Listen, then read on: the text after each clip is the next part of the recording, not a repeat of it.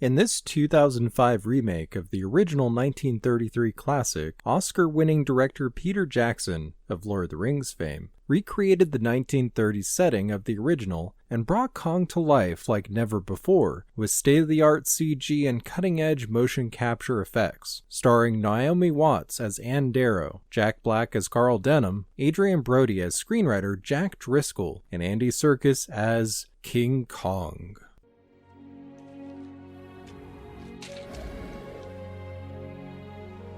The whole world will pay to see this. We're millionaires, boys. I'll share it with all of you. In a few months, his name will be up in lights on Broadway. Kong, the eighth wonder of the world. Calling all podcasters. Calling all podcasters. We interrupt this broadcast to bring you a special bulletin, reporting live from the We Can Make This Work Probably Podcast Network. We are receiving reports of, well, what can only be described as a gigantic ape rampaging through the streets of New York City.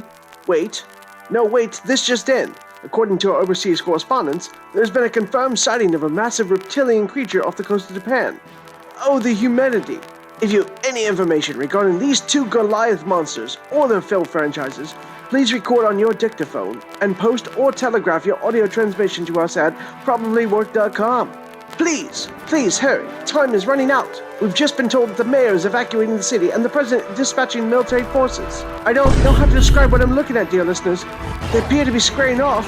Oh yeah. Jeez. This is it, people. The battle of the century. It's Godzilla versus Kong. A fire-breathing lizard takes on the giant angry ape.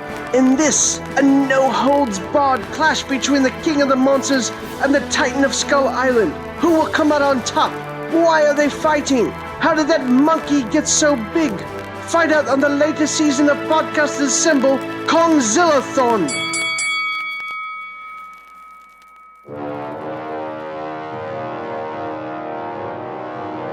Podcasters Assemble. Yo, this is Corey from The World Is My Burrito. This is Troidal Power from the Power Playthroughs podcast. Eric Slater here from Epic Fails of History and Too Young for This Trek. Hi, this is Stephen White, co-host of the Super Mega Crash Brothers Turbo podcast. This is Justin Aki, graphic designer and one-half a Significant Nautico. Hey, this is Chris Carroll from the Comic Zombie podcast. I'm Robert Kelly, host and writer of Record All Monsters. Hey, this is Michael Alm. Hello, my name is Ben Thompson.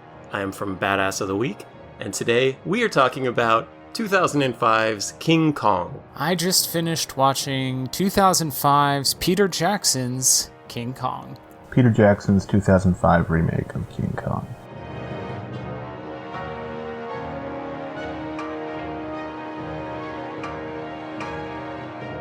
Welcome to 3 hours of Andy Serkis 2 Abominable Boogaloo. Today we're talking about 2005's King Kong, the longest, most drawn-out movie about monkeys I've ever seen, other than maybe Gorillas in the Mist. But anyway. This movie is the culmination of Peter Jackson's taking something he loved and making it about 14 times too long. I have good memories of this movie. So I definitely saw this film in theaters. I've seen it, maybe this would make like my third or fourth watch. I'm a friend of Ben's, and we play D&D every week. He asked me to record something about how much I hate the movie King Kong. I hadn't seen it all the way through since I saw it in theaters, instead opting to jump around to my favorite parts. As I've mentioned before in other episodes, Kong is kind of a favorite of mine. I think mainly because there aren't a lot of these movies, and when Peter Jackson's King Kong was announced and footage came out and all that stuff, I was stoked. Whew, what about this one? This movie was really interesting to me in that it's just a remake of the original King Kong. I'm not normally real big on remakes in general. You know, there's very few that I actually enjoy, and usually they're the ones that change things up a good bit. Like, I like the first, 80% of the Zack Snyder Dawn of the Dead, just because it's, other than the fact that they're in a mall and they're zombies, it's very, very dissimilar to the original. And the reason for that is that a few years ago I was working on an art show, and I spent a lot of time by myself at home. And the first people I saw after I'd seen this terrible movie was my D&D crew. Unlike the 76 version, Peter Jackson decided to go back to the 30s. He decided to do a period piece, and I think that was one of the smartest moves he could have done. It's a period piece. This one is essentially a remake of the original movie. I do remember really enjoying it, though Kong kind of never really stuck out to me long ago. I was so excited, mainly because this was the first King Kong movie in like 2 decades. So in the way that this is a remake of the 33 King Kong versus the 98 Godzilla versus the 50s one, this is infinitely more successful than Godzilla was. But having watched these so close together, I love there is a love in this film to the original, and I think it does a lot of things to kind of advance what the original did without ever losing that care that went into the original. And Peter Jackson coming off Lord of the Rings, I mean, he was a hot commodity. Just as a caveat before we get going here, I kind of think that Peter Jackson's Lord of the Rings trilogy is a little bit overrated, so feel free to disregard everything I say during the entire course of this movie. So this was a no-brainer. This was going to be like the ultimate Kong movie. The first movie was, 104 minutes? That was with an interlude. This movie is 3 hours and 12 minutes long. That's insane. But it's like they wanted to give every single moment in the original movie a area to breathe, like room to stretch it out. The problem is they did it for literally every single part of the movie. And the instant there was like a lull in the conversation, I just went into it about how awful my experience was watching King Kong. There are a lot of things about this movie I love and probably very few things that I don't. It stars mostly the same characters. It makes a couple of changes, but the changes that it makes are questionable to me. I'm not sure that they make it a better movie. But I rewatched the whole thing recently, and oof. It's such a stupidly long movie. It's just so long. Insert the meme of naked SpongeBob leaning against a wall with one hand and breathing hard. So this ends up being really bloated at over 3 hours. They literally could have cut an hour out of this movie and it would have been pretty much the same thing, probably better. My wife and I took 5 different times to watch this movie. And some of the scenes just drag on and on and on. This was a really long movie. It's so damn long. Really, really, really long. At times, the special effects are amazing. Other times, they're really, really bad. And really, at its heart, it is just, it's King Kong. It's a really nice, high production value. For the most part, action-filled, entertaining movie that we've seen just with much better production values. The problem is that it somehow loses all the charm of the original, other than maybe a few parts where Kong's personality really gets to come out. King Kong is a 3.5-hour version of a movie that needed 2 musical interludes in order to reach the 90 minutes that technically qualify it as a motion picture, and this movie cost $207 million. It was the most expensive movie ever made at the point in which it was released, and it was all in service of redoing a movie that had originally been done for about $700 grand. So going back to the 1933 aesthetic, I think was a bold choice. So the opening shot of the movie is monkeys at the zoo. They could have definitely tried to modernize it, probably would have saved them a lot of money, but Peter Jackson, having a love for this film originally from 1933. But honestly, every scene that was in 1933 was basically recreated or made better and then made a hell of a lot longer. But going back to that original story, trying to recapture that only to tell it better in a way. And I understand that some might not think that he did it better. And I love this opening montage of 30s New York. They really lean into the Great Depression era stuff. I dig that the beginning of this film really puts you into the 1930s setting. They show us the types of entertainment, the state of the world. Clearly that wasn't necessary to show in 1933, but I feel like it was very necessary in 2005. We even see prohibition marches and people working on skyscrapers with no safety harnesses. I also enjoy that they show that theater and vaudeville were kind of failing. If you've ever seen the Marx Brothers movies, this is the exact time period that they were moving from stage to screen in order to keep their stage act alive and to keep money coming in. So it was a very real thing that this would be happening right now in this exact year. And I'm not going to say that he did it better necessarily in the right way. I like to start with the positives, and there's actually a lot of them, but everything is so intertwined, it's hard to discuss the good and the bad separately. but he did make improvements which I thought were significant. This movie has some great callbacks without being verbatim, though there's definitely a lot of verbatim. So now we find ourselves engaging in the time-honored tradition of the pros and cons list. First and foremost, let's talk about our cast. The human characters, like in the original, not much to go on there. I think it's got a stellar cast. What I did appreciate was the casting. The actors this time aren't just, I don't know, women-hating caricatures. They were fleshed out. It's we're starring Naomi Watts as Anne, and Jack Black as Denham, Adrian Brody as Jack. It stars Jack Black doing Jack Black things, which you're going to think are either funny or annoying, and you know before you see it. It also stars Naomi Watts as a white girl, and Andy Serkis as the monkey. It's the part he was born to play, baby. Pro. Our main characters are more fleshed out. This version of Jack, played by Adrian Brody, is actually a character and not just a cardboard cutout who occasionally kisses someone. Naomi Watts, perfect as Anne Darrow. They really do a great job at giving Anne a good backstory and motivation in this version. Naomi Watts, as Anne Darrow, has a background in vaudeville, which makes Denham's appeals to her slightly less predatory. When Anne Darrow is begging for a part, the guy tells her, to go to this particular place, and at this exact moment, we don't know what it is, but find out later that it is a burlesque show. She's very apprehensive about this, because this was the exact same thing that 1933 Anne Darrow was afraid of when Carl Denham asked her to be in a part. Right away, one thing I do like is that at the start of the movie, we get more information about Denham and about Anne as well. We get a lot more backstory before they actually set out on the boat. I sort of kind of like the difference between Denham and Darrow in this film. Denham is sort of down on his luck, and Darrow is very determined, but still down on her luck. In contrast to the permanently successful Denham from 33 and the just straight unconfident, down on her luck, sweet girl, Anne Darrow. No funny business. I love this exchange between Jack Black and Anne. Even if they're still super creepy. He says he's a movie producer and she gets up to leave.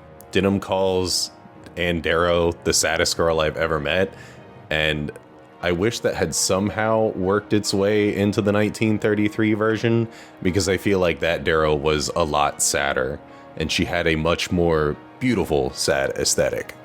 And it builds up more of the human characters as people with goals that they're trying to achieve, which does make for some more interesting drama later on. So at this dinner scene where Denham is talking to Darrow, I enjoy that both characters are incomplete, and they don't realize that they need one another in order to kind of complete each other. I think it works well for Denham's character, maybe a little less so for Anne's, but we'll get to that. And what I like about Naomi Watts' Anne Darrow is that she's not a typical damsel in distress. And Naomi Watts is really an upgrade, as far as I'm concerned, over Fay Wray for Anne. She is a person of this time in the 1930s during the Great Depression. She's struggling. She's trying to get by, but they never once, even though she does kind of fit into that mold of the woman that gets captured and then the men have to go after her. She never once felt like she was in need of a rescue. She was still always trying to get away. She was always trying to find a way out of this situation, away from Kong. And of course, our perfect boy, sleazy director Carl Denham, is played as a self-deluded con man who's bought his own lies by Jack Black in a delightful and unjustly maligned performance. Jack Black was fantastic in this role. Black is really good as Denham, just showing what a despicable guy he is. Jack Black says, "I'm real good at crapping the crappers." Carl Denham is still the most compelling character to me. He's more explicitly sleazy in this. And I know that Jack Black gets a lot of flack. I didn't mean for all that to rhyme, for being Carl Denham. But I honestly thought he was a great choice. I really don't know who else could have portrayed this character in this way, because you needed some guy who could be, because he didn't turn it into anything cartoonish. He kind of had this sleaziness to it, but he's still kind of respectful in a way. But he still kind of had to exude that's I'm a filmmaker. I'm trying to do something great, and he's on his last legs, and he's trying to do whatever he can to really get out there. Jack Black does a great job. Do I think he's better than Robert Armstrong? They both had their own elements to it that I thought brought something unique to the character, to the role. So I would say maybe not, but he's close. I love that they give a reason behind everything being so sketchy and how he's proud of being a con man. He's honestly the only actor who seems to understand what kind of movie this ought to be. Con. Pretty much every other returning human character is done dirty. And Andy Serkis and Colin Hanks are in it as just kind of like guys that are there to be scared by stuff. Oh, it's funny to see Colin Hanks in a movie, like, way before you realize who Colin Hanks is. I love the inclusion of the writer and the fact that there's only 15 pages of the script to begin with. Okay, so I said the casting wasn't bad, but I actually didn't like Adrian Brody as Jack. Adrian Brody being cast as Jack Driscoll, they changed his character up a little bit, which I like. I still don't really see Adrian Brody as much of a hunk, especially not compared to the original Jack Driscoll. Sure, he wasn't a He-Man woman hater who falls in love with a girl after being a dick to her for weeks, but he was bland. But he sure was big at this time. He was in, like, every movie. Really, other than that, I couldn't give a crap less about Adrian Brody's Jack. Being a writer as opposed to a mate or even the captain of the ship, I don't remember what the other guy was. This changes the dynamic. So with it being set in the 1930s, they subvert those expectations. So everything we saw in the 1933 version now gets flipped on its head, almost in a very satirical way. Captain Engelhorn goes from the voice of reason to a trigger-happy German World War I veteran. Jack Black tricks the writer into coming with them.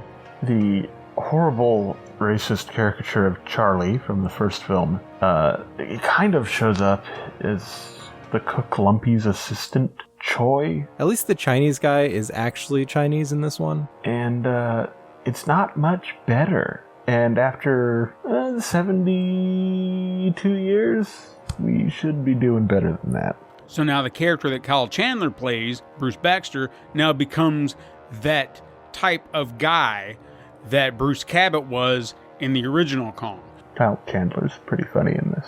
So he becomes the, women don't belong on ships. So he becomes that stereotype, which is a very, very smart choice for this movie. This actor, Bruce Baxter, he has posters of himself all over the walls of his cabin and even a portrait of himself. The creepy captain is a pretty good character. I like his portrayal. But now Adrian Brody being a writer, he can be a little bit more sympathetic to Ann Darrow, and then there's that mutual respect because she respects his work. And so I really thought that the changes there were absolutely necessary for a modern retelling, even though it's still set in 1933. Although at some point, Naomi Watts falls in love with both the pianist and a giant monkey.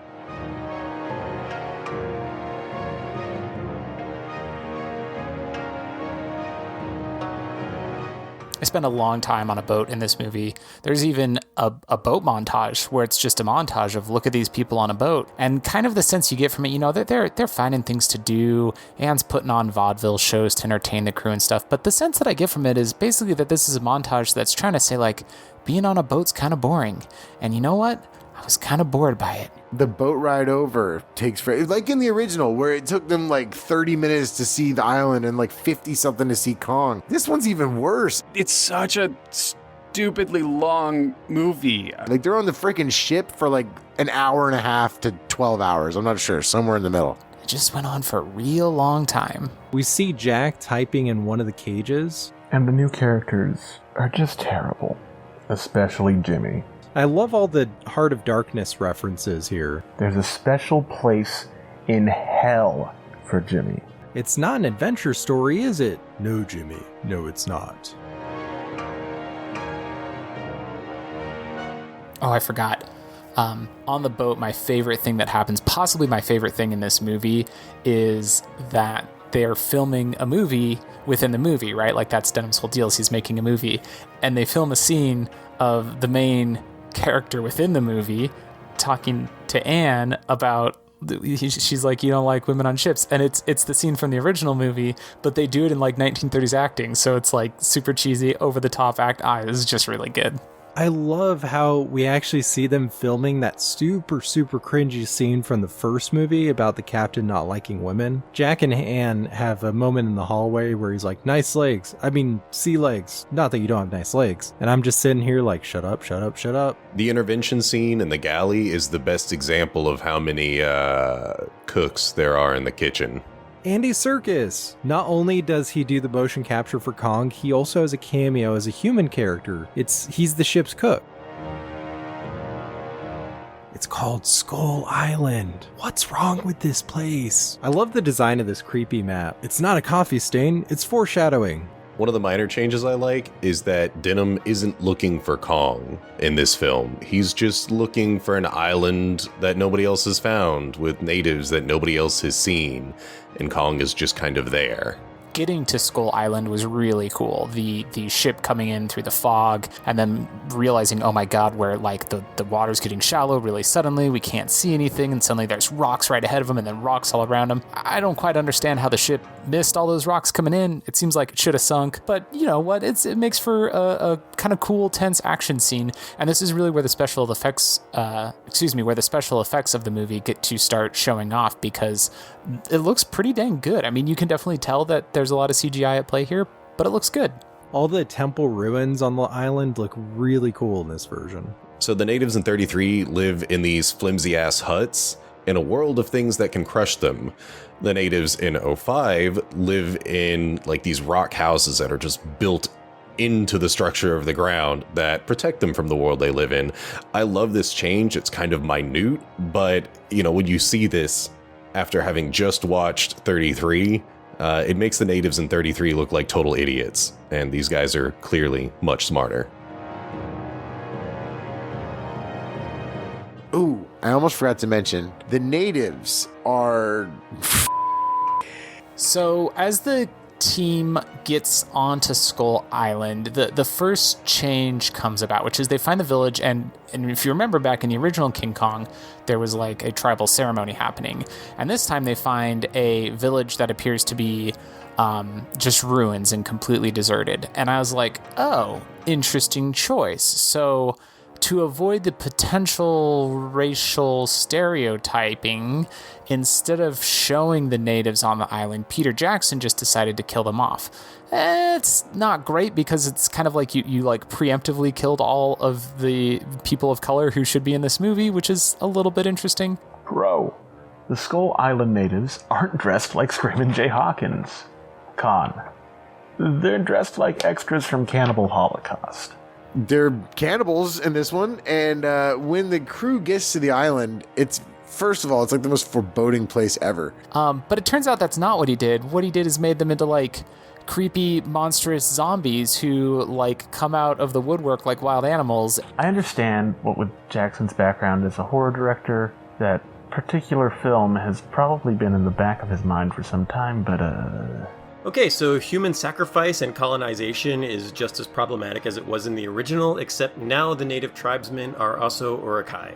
After a lot of the sequences, particularly meeting the natives on the island, Green Inferno had to have been inspired by this, and it kind of blows my mind that this came out before Green Inferno.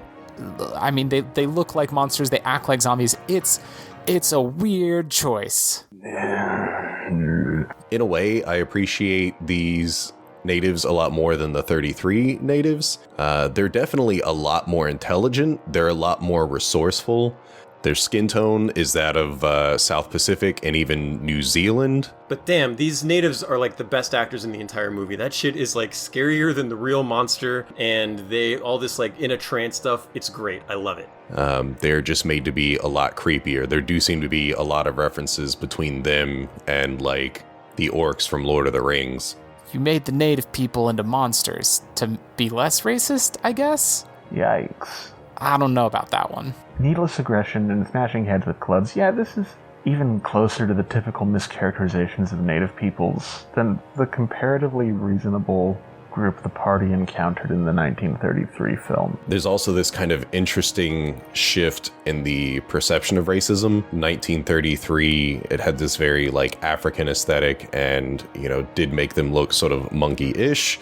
And in this one, the natives are just like straight horrendous people.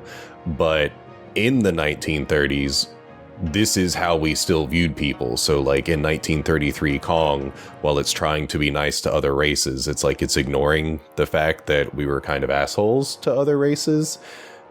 Whereas this one is like, no, in the 1930s, regardless of what these people looked like in reality, this is what they looked like to white people.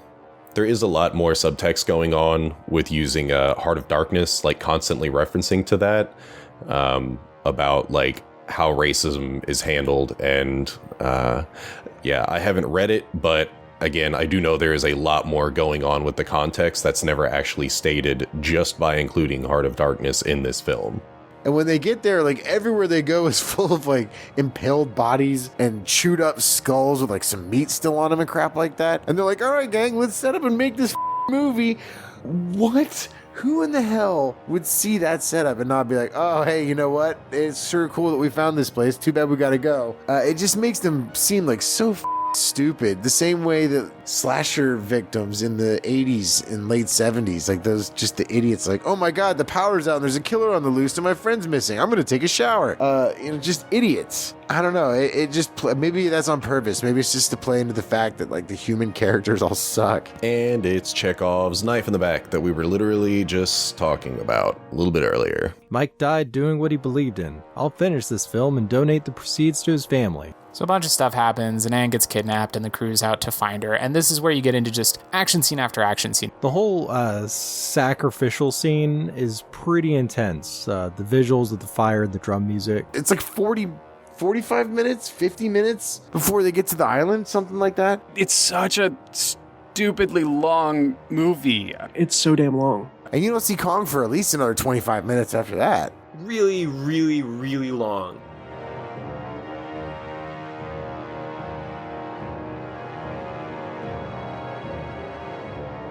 It's long enough that when you watch an hour, stop, come back, and still be in the same place on the island when you left. And the pacing is all over the place. The editing, I don't know where to begin with the editing on this. There are some scenes, particularly in action sequences, where the camera does this weird, like, I don't know how to describe it. It's almost like a visual stutter. It doesn't help that for the first 45 minutes in the movie, anything slightly action is also played in slow-mo. Terrible, terrible slow-mo. Where it kind of like zooms in and out in weird herky-jerky movements, and images are kind of like overlaid on top of each other. It's almost like a hallucination effect, or like an effect in movies where someone gets drugged, like when they're first starting to kick in, and they're like, oh god, I've been drugged. I think at one point Anne's basically getting shaken around, and it just goes to slow-mo when she looks up and she can see the ape. I hated it every time it happened. It's used in odd places and multiple times. It's very strange. Pro. Skull Island and its residents look photorealistic. Con. They look photorealistic up until they're placed next to something that is actually real. Some of the monster effects are cool in theory, like the piranha snake thing that they run into in the swamp. It sounds cool, but like to me, the brontosaurus thing in the original is way scarier and way more terrifying. Aren't these things supposed to be extinct? Guy shoots a dinosaur. They are now. And then something just doesn't sit right. You know it's a bad movie when you're sitting there watching an action scene and you're like looking at your watch. You're like, how long is this going to go on for? The action sequences are all too long. They take too much time. There's only one creature capable of leaving a footprint like that, the abominable snowman. I laughed pretty hard at that. There's very few scenes where it feels like there are actual stakes. Part of that is because some of the CG is really awful. For instance, the scene where all the, I'm not sure how you pluralize it, brontosauruses? There's a dinosaur stampede, and the actors have to run through this herd of apatosaurs, and I've got a friend who really hates this scene, so every time it starts, I just bust out laughing. The one that I hate the most is the brontosaurus chase scene, where they're chasing the characters down a valley. I love how they're like, hey, Jurassic Park is a thing. We need to up the dinosaurs. On the action side of things, my favorite bit was probably when the team saw brontosauruses, and I was like, oh, you guys don't even know. You've never seen 1933's King Kong. You see brontosauruses on the horizon when you're on Skull Island, you best run, because that's the fiercest animal you're gonna find. I guess the brontosauruses are being attacked by velociraptors. Yo, these raptors are the derpiest looking things I've ever seen. The dinosaurs never look quite right. They look like they're wall-eyed and they're like stumpy and chubby, and they don't look dangerous at all. Part of this is because they put too much thought into their designs. And then you've got these brontosauruses running, and then the velociraptors show up, and they look about the same as they do in Jurassic Park, which is to say, not the way that velociraptors actually looked in real life. They released a book that was the natural history of Skull Island that explained, like, oh, those aren't velociraptors. They're a descendant of velociraptors, and so they're evolved a particular way, which doesn't make sense. Velociraptors are biting at the heels of the brontosauruses. That causes them to charge, and then all the characters have to go down this funnel, and it's so badly organized. Like, it's hard to tell what's going on in the scene. Peter Jackson has this very documentary-like way of filming his actors, and it clashes with his much more dynamic way of filming action scenes, especially since the action scenes here are so CGI-heavy. It creates a disconnect between the effect shots and the drama, and I never really could reconcile it. The characters keep running between these legs of these brontosauruses, but you can tell that they didn't do any like choreography or anything. They just filmed them running through a set several times and then just kind of adapted it to the CGI. The brachiosaurs, whatever they are, when they're stampeding away from the derpiest looking, crappiest CG raptors you've ever seen, and the people are running like in front of them and then in between and underneath them, and everybody's perfectly fine. No one even gets like hit by a tail. I mean, it's... So someone mentioned how bad the 1933 scene looked when the crew was walking by the Stegosaurus. That's this entire Brontosaurus chase scene. It's really the worst of that era's CG kind of stuff. It's the worst kind of that. And I have to say that the CG on the scene is really rough. This movie came out 22 years after Jurassic Park, and it looks so much worse. And it just looks terrible. This whole chase scene looks just that bad, and it's hilarious. I love how bad this is. Most of the CGI, 15 years removed, is pretty unconvincing. Like, I can't believe how much worse this looks. The rest of the action bits were fine. I mean, the CGI looks good. And CG could have been like piss poor. But it didn't ever thrill me. Is it even an action movie if you don't have the Wilhelm scream? You would think that because it looks so bad that they would just edit some chunks out of it, which is what you would normally do with a movie that is way too long. But they don't. They lean into it. There's just loads and loads of shots from every single angle of these brontosaurs stepping over these people, stepping on these people, and it gets to the point where you're just bored. But the worst part of it is at the very end, there's this like brontosaurus tumbling scene that just seems to go on forever. Really, really, really long. I swear I thought the whole sequence took like 15 minutes. I looked back at it, it was 5, but it felt like an eternity. So a few years back, I had the unexpected opportunity to kayak near manatees having sex.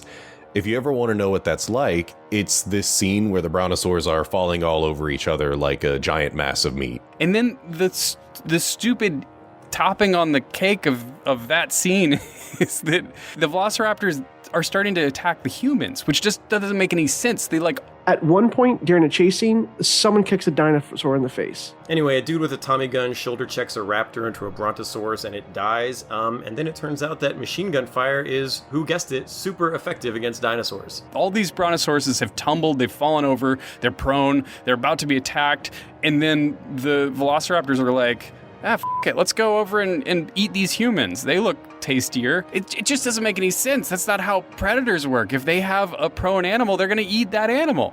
And this happens so much throughout that entire movie. Like, there's no motivation for these predators.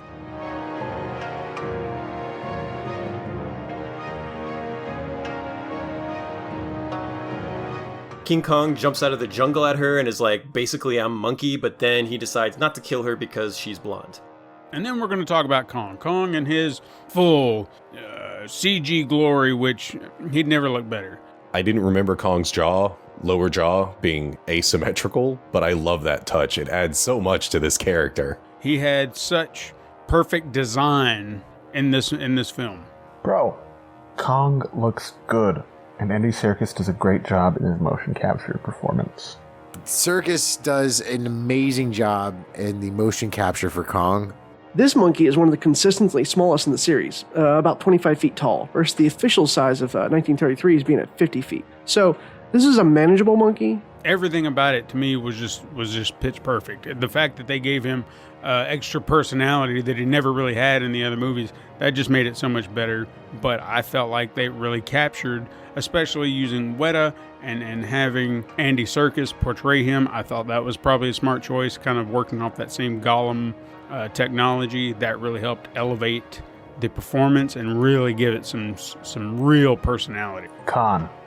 Making Kong just a very big gorilla makes him feel a little less like Kong to me somehow. That's probably the best thing about the movie, is that Kong actually looks and acts like a real gorilla. It's really impressive at times. He's not a monster, he's just an animal. And also looks more like a real gorilla, at least the most real so far in the series. The movie gets into a weird rhythm here because it's tons of these scenes of the crew just getting attacked by monsters on the island, and then you cut back to Anne and Kong. And she entertains the monkey with vaudeville.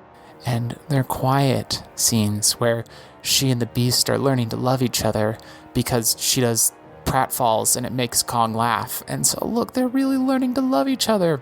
I love how brave Anne is in this one. She stands her ground against Kong even when he's throwing a tantrum. And the fact that she even bonds with him in a way that I don't think we saw Fay Wray even attempt. Because if you really go back and compare the two, Fay Wray is the typical damsel. Oh, it's screaming, I'm so scared. Oh, look at the danger. Whereas Naomi Watts' Ann Darrow is trying to find her way out of it. Man, it would suck to be running through the woods in lingerie without shoes. I mean, she's dirty, only wearing her nightgown, and treated like crap, yet she falls for the monkey. Trying to make a story like this more realistic undercuts some of its wonder, and I think this was a big misstep for that reason. It turns it into a boy and his dog type movie, where the boy is a vaudeville actress and his dog is a 25-foot tall gorilla. I'm really worried about these guys crossing that log after watching the old one. And really the one that disappointed me the most was where they recreated the scene of King Kong kind of flipping a log around that the crew was trying to use to cross a ravine, because the way they incorporated practical and special effects in the original King Kong for that scene was incredible to me. I was floored by how good that looked.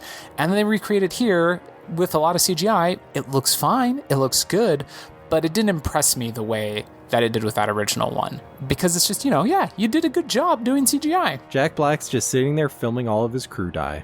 Yeesh. Good job.